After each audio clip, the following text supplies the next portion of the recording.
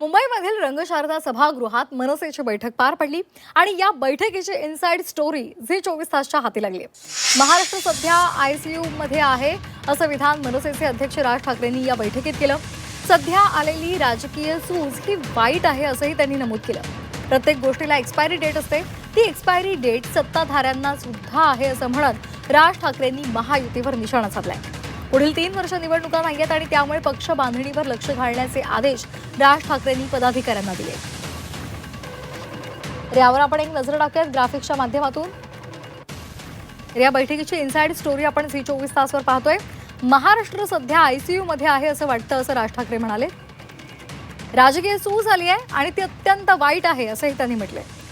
प्रत्येक गोष्टीला expiry date असते असंही त्यांनी म्हटलंय।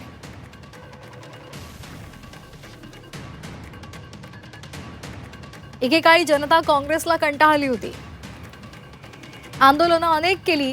आता यापुढे लक्ष फक्त निवडणुकीवर द्या। पक्षाचा कार्यक्रम निवडणूक हाच आहे। 3 वर्ष निवडणूक नाही, त्यामुळे आता पक्ष बांधणीला सुरुवात करा। मराठी भाषा दिन जोरात साजरा करा।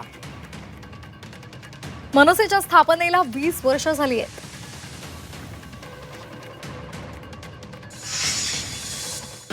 महाराष्ट्रात तर नाही आहे का आयसीयू मध्ये? ज्या प्रकारचं राजकारण चालू आहे, ज्या प्रकारे सत्ता मिळवण्याकरता लोकांच्या किंवा जनतेच्या मताला कुठल्या प्रकारची किंमत आहे का? आणि जनता याला विटलेली आहे आणि 100% आणि या सृष्टीचा नियम आहे, प्रत्येकाला एक्सपायरी असतेच, कोणीही असो। काँग्रेस ही घराणेशाहीतून आलेला पक्ष आहे। एकाच कुटुंबाची सत्ता, एकाच गांधी फॅमिलीमध्ये सत्ता, यामुळे जनता गांधी कुटुंबाला आणि काँग्रेसला वैतागली होती।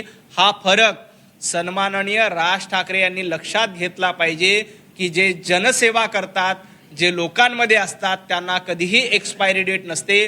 जनतेचे आशीर्वाद जोपर्यंत भारतीय जनता पार्टी सोबत आहेत, राज ठाकरे यांनी कितीही इच्छा व्यक्त केली की भारतीय जनता पार्टीची एक्सपायरी डेट होईल, जनतेचे आशीर्वाद आमच्या सोबत आहेत आणि जनता ही सातत्यानं भारतीय जनता पार्टीला निवडून देते, आशीर्वाद देते, कारण आम्ही जनसेवेला प्राथमिकता देतो।